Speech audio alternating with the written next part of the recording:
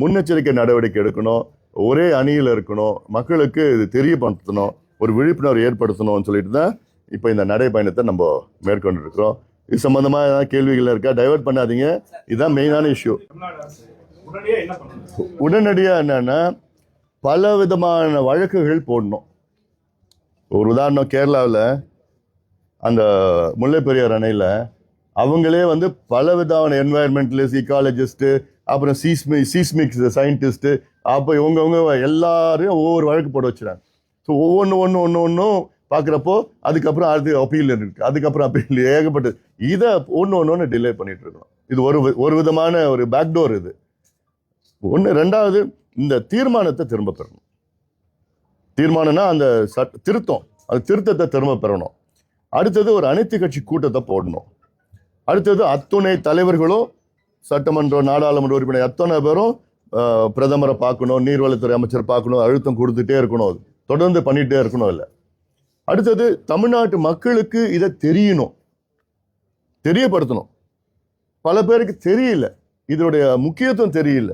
அதனால தான் எனக்கு அது சில ஊருக்கெல்லாம் போனால் என்ன மேகதாது என்ன அப்படின்னு தெரியல. ஏன்னா இது வந்து இன்னைக்கு நான் இது வந்து 50 ஆண்டுகளுக்கு இல்லை, இன்னைக்கு நாளைக்கு பாதிப்பு, இன்னைக்கு பாதிப்பு. அதனால் இது எல்லாத்துக்கும் எதிராக அவங்க கட்டுறாங்க. அதை நம்ம தடுத்து நிறுத்தணும். உச்ச நீதிமன்றம், கிரீன் ட்ரிபியூனல், ஒன்று நம்ம எக்ஸ்பர்ட்ஸ் வச்சு நல்ல ஒரு என்வாயர்மெண்டல் எக்ஸ்பர்ட்ஸ், வாட்டர் எக்ஸ்பர்ட்ஸ், அப்படி எக்ஸ்பர்ட்ஸ் போட்டு அட்வொகேட்ஸாக நம்ம நியமனம் பண்ணி தமிழ்நாடு அரசு இது ஒரு ரொம்ப சீரியஸாக இதை எடுத்துகிட்டு போகணும். ஏன்னா நம்ம கேஷுவலாக அவங்க தமிழ்நாடு அனுமதி இல்லாமல் கட்ட முடியாது அப்படிலாம் சொல்லிட்டு சில பேர் சொல்கிறாங்க. ஆனாலும் கடந்த காலத்தில் அனுமதி இல்லாமல் கட்டிட்டாங்க. அவங்க கட்டி முடிச்சதுக்கு இப்போ அவங்க என்ன சொல்கிறாங்க, இப்போ தமிழ்நாடு கவர்மெண்ட் என்ன சொல்கிறது, இல்லை அவங்க தண்ணிக்காக இந்த ப்ராஜெக்ட் கொண்டு வராங்க. தண்ணிக்காக நீங்கள் 70 டிஎம்சி ப்ராஜெக்ட் எதுக்கு கொண்டு வரீங்க? நாளைக்கு என்ன சொல்லுவாங்க, நாங்கள் தண்ணிக்காக நாங்கள் கொண்டு வரோம். நாளைக்கு இதை பாசனத்துக்கு பயன்படுத்தினாங்கன்னா நம்மளால் எதாவது செய்ய முடியுமா? ஒன்றுமே செய்ய முடியாது. என்ன கேஸ் போடுவோம், ஒரு போராட்டம் பண்ணுவோம், அவ்வளோதான். அவங்க நீ ஏதாவது பண்ணிட்டு போ, நான் இதை தண்ணியை நான் பயன்படுத்துவேன், என்னை யாரும் கேட்க முடியாது, இது ஏன் தண்ணி அப்படின்னு சொல்லி எல்லாம் பண்ணுவாங்க. இன்னொன்று, டிகே சிவகுமார் அவர்கள் இருந்து இப்போ என்னன்னா 2028 கர்நாடகாவில் எலெக்ஷன் வருது. இந்த எலெக்ஷனுக்காக அவர் சிஎம்மாக இருக்கார். இப்போ அந்த சிஎம்ஐ தக்க வைக்கணும்னு சொல்லிட்டு அவருடைய சட்டமன்ற தொகுதியில் தான் இந்த மேகதாதான கட்டப்பட திட்டமிட்டு இருக்கிறார். கனகாபுரா தொகுதி, மாண்டியா டிஸ்ட்ரிக்ட். அப்போ இதில் தான் கடந்த முறை அதிகமாக சீட் ஜெயிச்சாங்க. இப்பயும் அடுத்தது அவங்களுக்கு ஒரு எமோஷன்ஸ் போட்டு, ஒரு கன்சால்டேஷன் போட்டு, காவேரி பிரச்சனை மேகதாதுன்னு சொன்னால் எல்லா மக்களும் சேர்ந்து இவருக்கு ஓட்டு போடுவாங்க. அந்த எண்ணத்தில் தான் இப்போ அடுத்த 1.5 வருஷமா இன்னும் தீவிரமாக பேச போறார். அது மட்டும் தெரிஞ்சு போச்சு. மத்திய அரசு இதை எதிர்க்காது. ஏன்னா அவங்க நாளைக்கு கர்நாடகாவில் ஆட்சிக்கு வரணும்னு அவங்களும் பார்த்துட்டு இருக்கிறாங்க. இப்போ இது எதிர்த்தா ஓஹோ காவேரி எதிர்க்கிறாங்கன்னு அதில் ஒரு அரசியல் பண்ணுவாங்க உள்ள கர்நாடகாவில். அதனால இது வந்து நமக்கு பெரிய பாதகம். அது அல்ல, மக்களுக்கு தெரியணும், மக்களும் வரணும். இது வந்து ஒரு பெரிய ஒரு one of the biggest challenges for Tamil Nadu. And மேகதாதுவான நிச்சயமா கட்டக்கூடாது.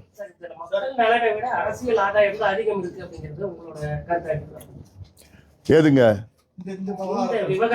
கர்நாடகா நிச்சயமா அது.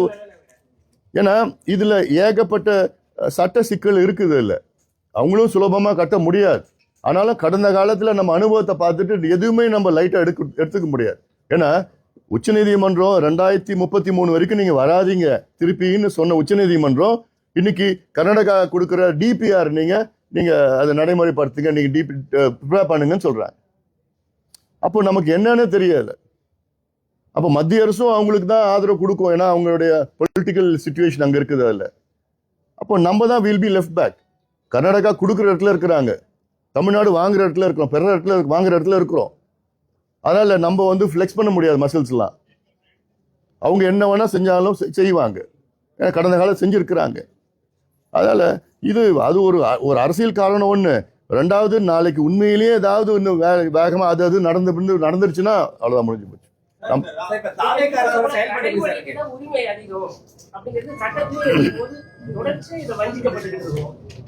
அதுதான் கேட்கணும்.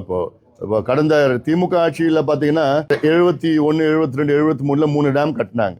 அப்ப கேட்கலையே, சட்டமன்றத்தில் தீர்மானம் ஒன்று போட்டாங்க, அவ்வளவுதான். இந்திரா காந்தி அம்மையார் வந்து மிரட்டினாங்க, ஆட்சியை கவுத்துருவோம், நீங்கள் ஆட்சியிட பண்ண அமைதியாக இருந்துட்டு போயிட்டேன். கச்சத்தீவு மாதிரியே இப்படி தான் நடந்தது, இதுவும் அதே போன்றதான் நடந்தது இல்லை. அதனால் இப்போ நமக்கு அப்போ வேறு, இப்போ இருக்க சுச்சுவேஷன் வேறு. இதில் எல்லாமே சேர்ந்து அதுக்காக தான் இதனுடைய பிரச்சனை, இந்த பிரச்சனையுடைய முக்கியத்துவம் இது பல பேருக்கு தெரியல. தெரியறதுக்கு தான் இதெல்லாம் நம்ம பண்ணுறோம். இது அரசாங்கம் இது கொஞ்சம் ஸ்ட்ராங்காக இருக்கணும். இது ஏதோ குடிநீர் திட்டம்னு அந்த மனநிலையில் போவே கூடாது. குடிநீர் திட்டம்னா நீ 5 TMC, இன்னொன்று குடிநீர் திட்டத்துக்கு அவங்களுக்கு பெங்களூருக்கு தேவை இன்னும் 5 TMC. இந்த 5 TMC இப்போ இருக்கிற டேம்லேருந்து எடுத்துகிட்டு போகிறது. KRS dam, Kabini, Hemavathi 4 dam இருக்கு, பெரிய டேம். அங்கேருந்து எடுத்துகிட்டு போகலாமே. சென்னைக்கு காவிரி தண்ணி வருது, கிருஷ்ணா தண்ணி வருது. கிருஷ்ணா தண்ணி எவ்வளோ தூரத்துலேருந்து வருது? 300 கிலோமீட்டர் தள்ளி வருது கிருஷ்ணா தண்ணி வருது.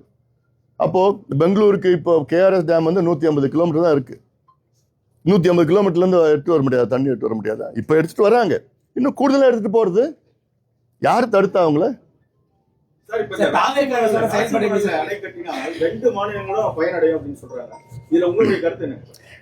ராசி மணல்லாம் பார்த்தீங்கன்னா அதில் உள்ள டெக்னிக்கலாக இந்த நேரத்தில் சொல்லக்கூடாது. ஆனாலும் அதில் 20% தான் தமிழ்நாட்டு பக்கம் வரும், 80% கர்நாடகா பக்கம் போகும். அந்த கர்நாடகா பக்கத்தில் பள்ளம் அதிகம், அந்த தண்ணி போகும். இன்னைக்கு இந்த பிரச்சனை எடுத்துக்கிட்டா கர்நாடகாவில் என்ன சொல்லுவாங்க, நீங்கள் ராசி மணல் கட்டிக்கிங்க, நாங்கள் மேகதாது கட்டிப்போம். அவங்க ஈஸியாக சொல்லிட்டு போயிடுவாங்க. ஆனால் அங்கே மேலே இருக்கிற தண்ணி அது. அதுக்கப்புறம் இங்கே தண்ணி, ராசி மணலுக்கும் தண்ணி வராது, மேட்டூர் அணைக்கும் தண்ணி வர போகிறது இல்லை.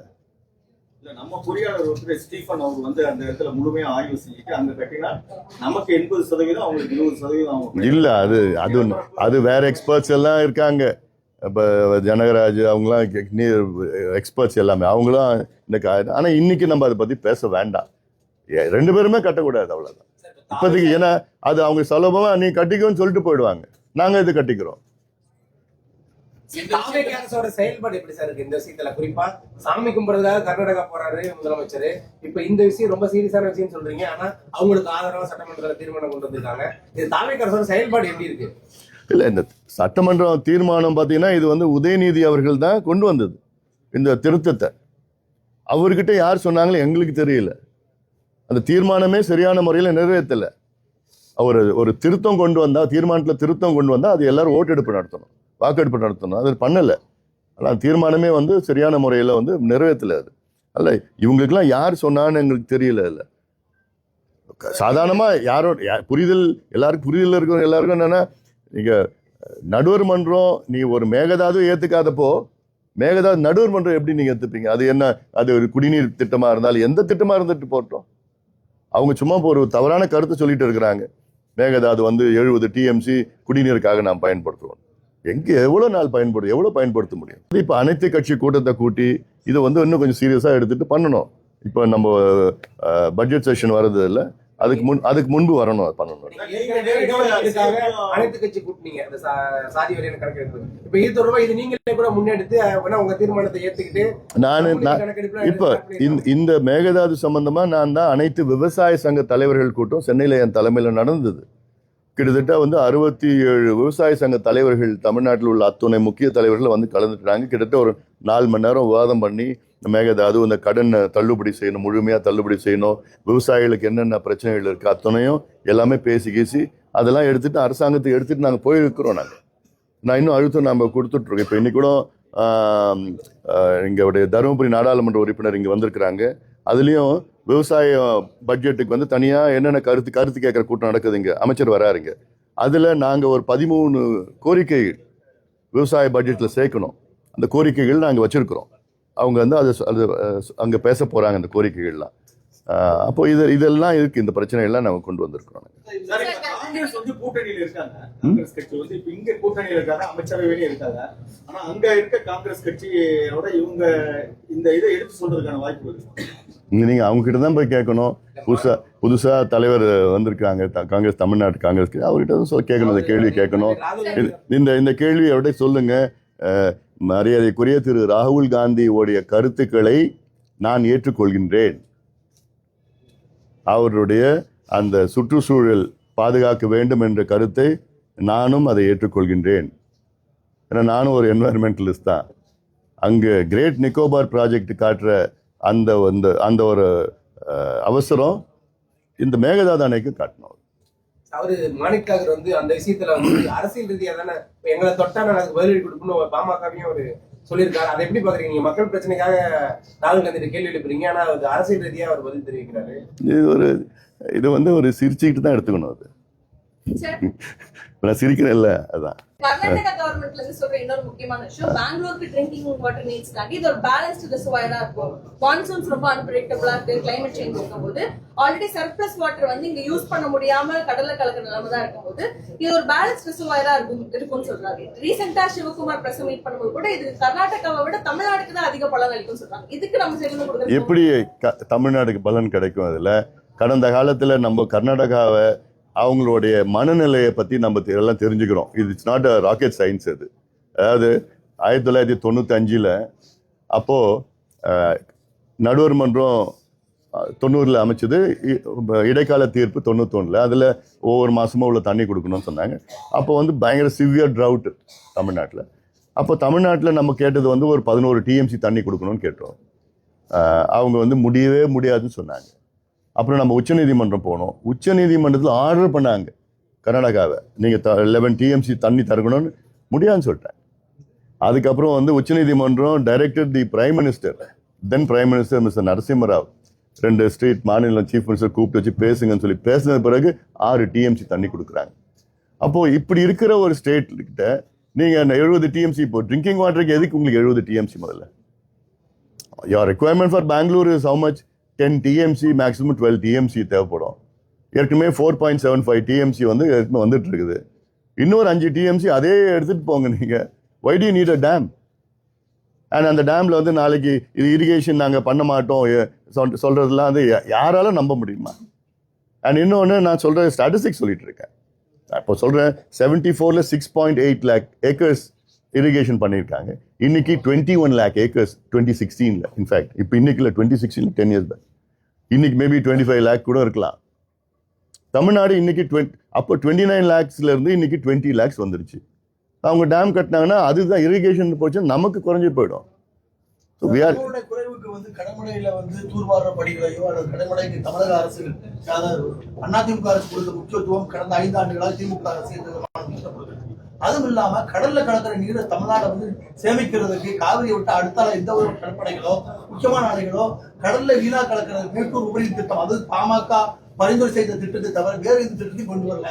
அப்படி இருக்கும் போது தொடர்ந்து கடல்ல தண்ணியை விட்டுட்டு கர்நாடகா கூட சொல்றது எந்த விதமான நியாயம்? இப்போ காவிரியில நீங்க ஒரு 20 செக் டேம் கட்டுங்க. இதைத்தான் நாங்க 30 வருஷமா கேட்டுட்டு வரோம். செக் டேம் கட்டுங்க. இப்போ நீங்க இந்த மாயனூர் இருக்கு கரூர்ல, அகண்ட காவேரி, இந்த எல்லையிலேருந்து அந்த எல்லை 2 கிலோமீட்டர் கிட்ட இருக்கும். அங்க ஒரு செக் டேம் கட்டுங்க. It can store literally 2 TMC water. Kollidam எடுத்துக்கங்க, 115 கிலோமீட்டர் கொள்ளிடம். அதில் நீங்கள் ஒரு 10 தடுப்பணை கட்டுங்க. கொள்ளிடம் எவ்வளோ தண்ணி வேணால் கொள்ளுமிடம், ஒவ்வொரு 1.5 கிலோமீட்டர் 1 கிலோமீட்டர் அகலது. அங்கே each check dam can store at least ஒரு 0.75 1 டிஎம்சி. அது இன்னும் அந்த பக்கம் இந்த எல்லா சில செக் டேம் 1/2 டிஎம்சி. இது எல்லாமே நீங்கள் பண்ணுங்க. இது பண்ண மாட்டாங்க, ஏன்னா மணல் எடுக்க முடியாது. இப்போ ரீசெண்டாக சுப்ரீம் கோர்ட் ஆர்டர் என்ன பண்ணிட்டாங்க, அவங்களுக்கு வர தண்ணியில் அவங்க என்ன வேணா பண்ணிக்கிட்டலாம் சொல்லிட்டாங்க. நீங்க பரிந்துரை பண்ண சேலம் மாவட்டத்துல, வறட்சி மாவட்டத்துல 100 ஏரி திட்டத்துல வந்து இப்போ 47 ஏரி திட்டம் போயிட்டு இருக்கு. 57 போயிட்டு இருக்கு, இன்னும் போல 43 வரல. கடந்த 5 ஆண்டுகளா திட்டம் முடிஞ்சு போச்சு. அந்த திட்டத்தை திமுக வந்து ஆமா, அது வந்து அப்படிங்கும்போது எப்படி சார் இல்ல, அதான் இந்த last 5 years was one of the worst administrations ever for Tamil Nadu. அவ்வளோ மோசமான நிர்வாகம், என்ன செய்யணும்னு தெரியல, கொள்ளடிக்கிறது, காசு சம்பாதிக்கிறது, இதை தவிர வேற எதுவுமே நடக்கல. அதிமுக கொண்டு வந்த திட்டத்தை வந்து ஏதோ ஒரு காழ்ப்புணர்ச்சியில அவங்க கொண்டு வந்தாங்களா, நாங்கள் நடைமுறைப்படுத்த மாட்டோம். It's government is a continuous process. அது ஏன்னா இதெல்லாம் மேட்டூர் உபரிநீர் திட்டம்லாம் இந்த கிட்டத்தட்ட 11 தொகுதிகளுக்கும் போகணும் அந்த திட்டம். அங்கேருந்து சரபங்காவில் கனெக்ட் பண்ணணும், சரபங்கால திருமணிமுத்தாரில் கனெக்ட் பண்ணணும், இங்கேருந்து வசிஷ்ட நதிக்கு ஆத்தூரில் கனெக்ட் பண்ணணும். இது கனெக்ட் பண்ணி இருக்கிற ஏரியில் நிரப்பணும், அவ்வளோதான். கனெக்ட் பண்ணணும்னா கனெக்ட் பண்ணி இது பாசனம் இருக்கும், ப்ளஸ் ஏரியில். ஸோ இதில் இப்போ கிரவுண்ட் வாட்டர் தமிழ்நாட்டு சேலத்தில் ஆத்தூர் பக்கம் போனீங்கன்னா 1800 அடி. அப்போது காவிரி பாய்கின்ற மாவட்டத்தில் 1800 அடி. அப்படின்னா இது வந்து ஏற்றுக்க முடியாது. தண்ணி எவ்வளோ போகுது கடலில். இப்போ 2023 நியர்லி 600 டிஎம்சி கடல்ல போயிருக்கு. மேபி 550 டிஎம்சி போயிருக்கு 2023. அதை அப்படி கடல்ல விடுறது தமிழ்நாடோட தவறு தான். இங்க இருக்குது. இவங்களும் வந்து அதை தூர்வாரி அதை தடுப்பணை கட்டி இப்போ இரிகேஷன் காவிரி குண்டார் ஸ்கீம்னு ஒன்று இருக்கு. மாயனூர்ல இருந்து கிட்ட சிவகங்கை, புதுக்கோட்டை, ராமநாதபுரம், விருதுநகர் மாவட்டம். இந்த விருதுநகர்ல குண்டாரில் இணைக்கிற திட்டம் அது 2008 அறிவிச்சாங்க. அப்போ அன்பழகன் இருந்தார் பேராசிரியர், அவர் அறிவிச்சார் சட்டமன்றத்தில். 2021 வரைக்கும் ஒன்றுமே பண்ணல. அது அடிக்கல் நாட்டினாங்க அப்போதான். அப்புறம் இந்த கொஞ்சம் இப்போ வந்து 3% வேலை நடந்திருக்கு. அதில் கிட்டத்தட்ட ஒரு 10-15 டிஎம்சி தண்ணி இதில் எடுத்துகிட்டு போய் அந்த சவுத்துக்கு எடுத்துகிட்டு போகிறது. இல்லை பை தென் அதில் வந்து கிட்டத்தட்ட ஒரு ஒரு ஒரு 1 லட்சம் ஏக்கர் கூடுதலாக பாசனம் இந்த 5 அந்த மாவட்டத்தில். அந்த வடவெள்ளார்னு ஒன்று இருக்குது புதுக்கோட்டையில், அதில் கனெக்ட் பண்ணுறது. அடுத்தது வந்து ராமநாதபுரத்தில் வைகையில் கனெக்ட் பண்ணுறது. 3வது வந்து காவிரி குண்டாரில், விருதுநகரில் குண்டாரில். ஆக்சுவலாக குண்டார் வந்து நம்மளுடைய திருச்சூழி தொகுதியில் வருது. தங்கம் தென்னரசு தொகுதி அது. அவர் ஃபைனான்ஸ் மினிஸ்டர். ஆனால் அப்போவே அவரும் அது நிதி கொடுக்கல இருந்தோம். ஸோ இது மாதிரி நந்தன் கால்வாய் திட்டம், இப்போ தென்பெண்ணை ஆற்றையும் செய்யார் பாலார் இணைக்கிற திட்டம். தென்பெண்ணையில் வெள்ளம் போயிட்டு இருக்கு, பாலாத்துல ஒரு சொட்டு தண்ணி கிடையாது. 2 ஆற்றோட டிஸ்டன்ஸு 60 கிலோமீட்டர் தான். இது இணைக்கிறதுல என்ன உங்களுக்கு எவ்வளோ நாள் ஆகுது? ஏன்னா இந்த 60 ஆண்டு காலமாக நீர் பாசனத்துக்கு இவங்க 2 பேரும் முக்கியத்துவம் கொடுக்கல. மற்ற மாநிலங்கள்லாம் அவ்வளோ நீர் பாசனத்துக்கு லட்சக்கணக்கான கோடி ரூபாய் செலவு பண்ணியிருக்கிறாங்க. இவங்க அதுக்கு ஒரு முக்கியத்துவமே தெரியல இவங்களுக்கு. அதில் நீர் பாசனம் அது எப்படி செய்யணும், வாட்டர் மேனேஜ்மெண்ட்லாம் காமராஜ் காலத்தில் பண்ணார். அவருக்கு அது அவ்வளோ அது தெரிஞ்சுது. அவருக்கு வந்து ஒரு தொலைநோக்கு ஒரு சிந்தனை உள்ளவர். அதுக்கு பிறகு இவங்க வந்தாங்க, வேற ஏதோ ஒரு தமிழ் வசனம் அதெல்லாம் பேசி கொள்ளை அடிச்சு எல்லாம் முடிச்சுட்டாங்கல்ல. இப்போ நம்ம சஃபர் பண்ணிட்டு இருக்கோம் because of their policy. 60 years we haven't done anything. இந்த அரசு நடவடிக்கை எடுக்கின்ற நம்பிக்கை இருக்கா சார்? நிச்சயமா இருக்கு. அங்கே இப்போ அட்வைஸ் பண்ணுறோம், பேசுகிறோம், சொல்லிட்டு இருக்கிறோம். அன்னைக்கு இப்போ நான் அங்கே சீஃப் மினிஸ்டர் பார்க்குறப்போ நீர்வளத்துறை அமைச்சர் மரியாதைக்குரிய திரு ஆனந்த் அவர்களை சந்திச்சப்போ சொன்னார், நீங்கள் சொல்லுங்கள், எங்களுக்கு அட்வைஸ் பண்ணுங்க. எனக்கு வேண்டியது இந்த மாதிரி ஸ்கீம்ஸ்லாம் நான் maybe I May meet the minister அந்த ஆஃபீஸர்ஸ் எல்லாம் போய் நான் இப்போ இந்த ஸ்கீம்ஸ் எல்லாமே நான் சொல்லலான்னு இருக்கிறேன். சொல்லி இதுக்கெல்லாம் கொஞ்சம் பண்ணுங்க.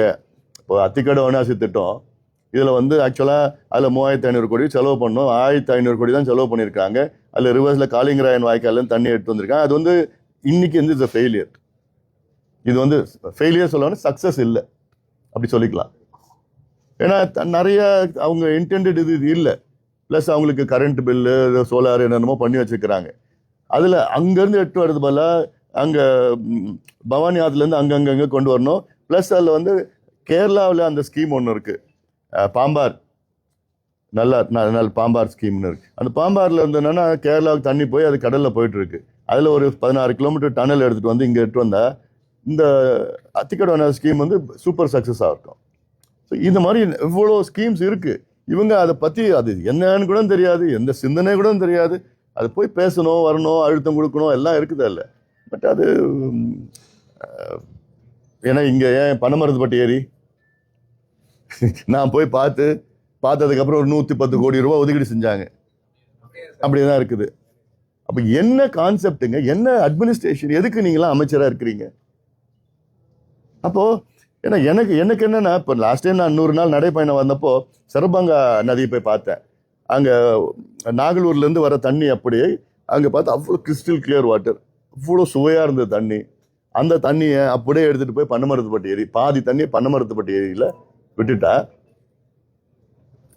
சேலம் மக்கள் வந்து year long pure drinking water. நீங்கள் இப்போ மயிட்டு தண்ணி குடிக்கிறீங்களே, அதை மாதிரி ஒரு சூவேஜை நீங்கள் எங்கேயும் பார்க்க முடியாது. ஐயோ, நான் நேரில் பல முறை பார்த்துருக்குறேன். அங்கே வேற அந்த அந்த லாஸ்ட் டைம் நான் சொன்னேன், இந்த ஒரு குச்சி, இவ்வளோ பெரிய குச்சியை ஒரு 6 inches பார்த்தோன்னா பச்சை கலரில் அப்படியே ஒரு ஆயிலிஷ் இருந்தது. நான் நடைப்பயணத்தில் அப்போ பார்க்குறப்போ அவ்வளோ அது கெமிக்கல் எல்லாம் இருக்குது. ஆனால் யூ ஹேவ் அ சோர்ஸ். திருமணி முத்தார் ஒரு பக்கம், கண்ணங்குறிச்சி ஏரியில் வருது, அது கொஞ்சம் எல்லாம் வச்சு ஸ்டோர் பண்ணி. இங்கே சரபங்கால 3 TMC போகுது பனமரத்துப்பட்டி சேலம் மக்களுக்கு தேவை ஒரு டிஎம்சி தான். அந்த ஏரியில் இருக்க கிறிஸ்டல் கிளியர் வாட்டர் எடுத்துகிட்டு போய் பனமரத்துப்பட்டி ஏரியில் விட்டால் வருஷம் முழுக்கும் சேலம் மக்கள் நல்லா கொடுத்து வச்ச மக்களாக இருக்கலாம். இப்போ 1 மாசமா குழு வச்ச தண்ணி தான் குடிச்சிட்டு அதான் அதான் இருக்கு. அதாவது குழு கொடுத்தும் நடவடிக்கை எடுக்கணும். என்ன இல்லை. ஸோ இது எவ்வளோ இருக்கு. அப்புறம் இந்த செட்டிச்சாவடியில் அந்த குப்பை எரிக்கிறது, அது எவ்வளோ பெரிய அந்த அந்த அந்த எவ்வளோ பெரிய குவாரி, அந்த குவாரியில் நல்லா தண்ணி இருக்குது. ஆனால் அங்கே தண்ணிக்கு பதிலாக குப்பையை அங்கே போட்டு அதை எரிக்கிறது, அது இன்னொரு கொடூரம் அது. அப்போ பெரிய ஸ்கீம். இப்போ இங்கேருந்து வந்து சாய கழிவுன்னு ஒரு திட்டம் இருக்கிறாங்க. அது நாங்கள் நிச்சயமாக அப்போஸ் பண்ணுவோம். நாங்கள் ஒரு அவங்க சில பேர் சொல்கிறாங்க பொருளாதாரம் முன்னேற்றம் கொண்டு, நீங்கள் எல்லாம் கொண்டு வாங்க, இந்த டையிங் மட்டும் நீங்கள் கொண்டு வராதீங்க. ஏன்னா கடந்த கால அனுபவத்தில் நான் பார்த்துட்டேன், இது என்டையர் கிரவுண்ட் வாட்டர் வந்து நாசப்படுத்திட்டு இருக்கு. நேத்தே சொல்லிட்டாங்க, சென்ட்ரல் மினிஸ்டர் சொல்லிட்டாங்க அப்படி இல்லை அப்படி. அதான் இவங்க அது ப்ரெஷர் பண்ணிட்டு இருக்கிறாங்க. எல்லாம் இருக்குது. நீங்கள் இப்போ எப்படின்னா நீங்கள் டெக்ஸ்டைல் பார்க் கொண்டு வாங்க எல்லாம், பட் வித்வுட் த டையிங் அது பண்ணணும். அதுக்கப்புறம் இந்த சேலம் ஸ்டீல் பிளான்ட் பிரச்சனை வேற என்ன இருக்குது. இரு மாநில மக்களிடையே புற்றுநோய் பாதிப்பு அதான் அப்படி பாதிக்கக்கூடாது. ஏன்னா கடந்த காலத்தில் நம்ம பார்த்தோம் இதை வந்து, ஏன்னா நம்ம பெற வாங்குற இடத்துல இருக்கிறோம், அவங்க கொடுக்குற இடத்துல இருக்கிறாங்க. அப்போது நமக்கு தான் பாதிப்பு அதிகம். நம்ம போய் ஒரு ஆக்ரோஷமெல்லாம் நம்ம பண்ண முடியாது. அங்கே தமிழர்கள் கிட்டத்தட்ட ஒரு 60-70 லட்சம் தமிழர்கள் வாழ்ந்துட்டு இருக்கிறாங்க, நல்ல நிலையில் இருக்கிறாங்க. அப்போது அவங்க இது கடந்த காலத்தில் அவங்க நம்ம தமிழர்களுடைய அந்த சொத்தை அடிக்கிறது, அவங்கள அடிக்கிறது, போய் இது பண்ணுறதுலாம் நிறைய அங்கே இருக்குது. அங்கே அதுக்கு ஒரு பக்குவமாக ஹேண்டில் பண்ணணும். And Mekedatu issue is not only about Tamil Nadu, Pondicherry, Kerala involve அதில். ஸோ 3 மாநிலங்கள் இதில் இந்த பக்கம் ஒரு பக்கம் இருக்குது, அங்கே வந்து கர்நாடகா இருக்குது, அங்கே அதெல்லாம் இருக்குது. அதில் மேகதாது கட்டினா இப்ப டெல்டா முழுக்க பாலைவனம் ஆயிடும். இன்னொன்னு ஏற்கனவே ஹைட்ரோ கார்பன் திட்டம் கொண்டு வந்தாங்க. இது வந்து ஒரு மறைமுகமா அந்த பகுதியில வந்து ஹைட்ரோ கார்பன் இல்ல மீத்தேன் எடுக்கக்கூடிய ஒரு சதி திட்டமா கூட இருக்கலாம்னு நினைக்கிறாங்க. அது அந்த அளவுக்கு யோசிப்பாங்களான்னு தெரியல எனக்கு.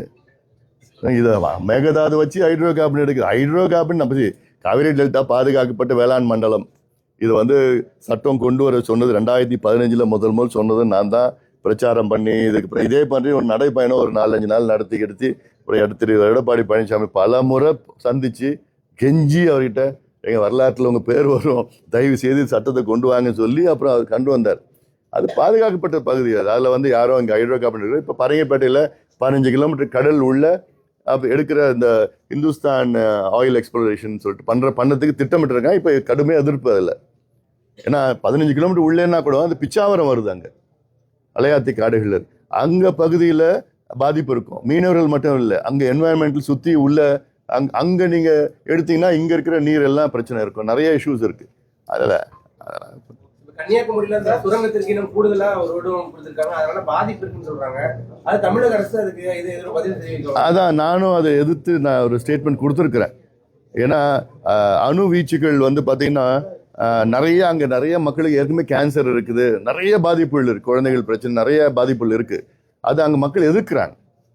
அதை நம்ம மதிக்கணும். அது மதிச்சு, ஏன்னா திடீர்னு இவங்க மாநில அரசு வந்து பார்த்தீங்கன்னா அது டேட் முடியுது, அவங்க ஏதோ சொல்லி கிள்ளி புதுசாக வந்த அரசுக்கிட்ட ஏதோ சொல்லி கிள்ளி அனுமதி கொடுத்துருக்காங்க. அதில் அது ஒரு டேட்டுக்கு முந்தின நாள், முடிகிற டேட்டுக்கு முந்தின நாள் கொடுத்துருக்குறாங்க. அது வந்து பண்ணக்கூடாது.